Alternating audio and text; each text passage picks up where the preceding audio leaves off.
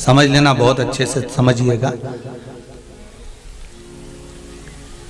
शिव जी के सम्मुख में शंकर भगवान के शिवलिंग पर जब बेलपत्र चढ़ता है तो बेलपत्र का जो सीधा भाग होता है वो शिव जी के शिवलिंग पर होना चाहिए, उल्टा भाग ऊपर होना चाहिए। बहुत ध्यान से समझना हो।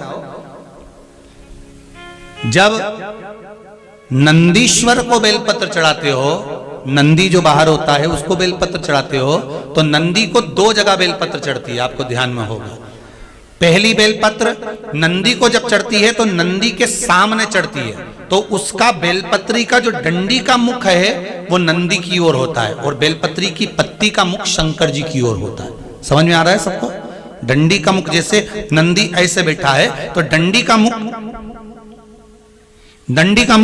नंदी की ओर होगा, पत्ती का मुख शिव के, और ये सीधी की सीधी नंदी के सामने नीचे रखा जाती है, नंदी के सम्मुख।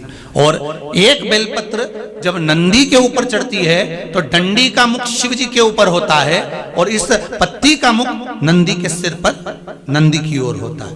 ये दोनों में बहुत अंतर है महाराज। जैसे कोई बच्चा कोई कंपटीशन एग्जाम के लिए जा रहा हो या कोई परीक्षा देने के लिए जा रहा हो और पढ़ाई करे, स्मरण करे, तैयारी करे, वो अपनी जगह पर है। और ऐसा नहीं होता कि बच्चे पढ़ते नहीं है या तैयारी नहीं करते हैं। इसके बाद भी अगर उनका इंटरव्यू में पास नहीं होते या एग्जाम में पास नहीं होते तो उसके लिए ये दोनों बेलपत्री बड़ी काम करती है। बहुत ध्यान देना, जो नंदी के सामने बेलपत्र रखकर जाना, शिव जी के सम्मुख में बेलपत्र रखकर जाना, मतलब नंदी के सम्मुख में जब रखाएगी तो डंडी, जम के बोलिए, कहाँ होना चाहिए? नंदी की ओर।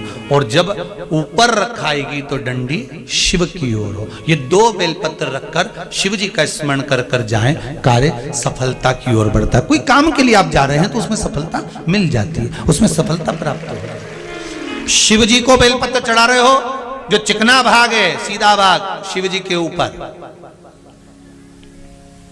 शंकर भगवान के ऊपर। थाली में अगर शिवलिंग का निर्माण कर रहे हो, पार्थिव शिवलिंग का निर्माण कर रहे हो, तो थाली में जब बेलपत्र रखोगे तो सीधी रखो।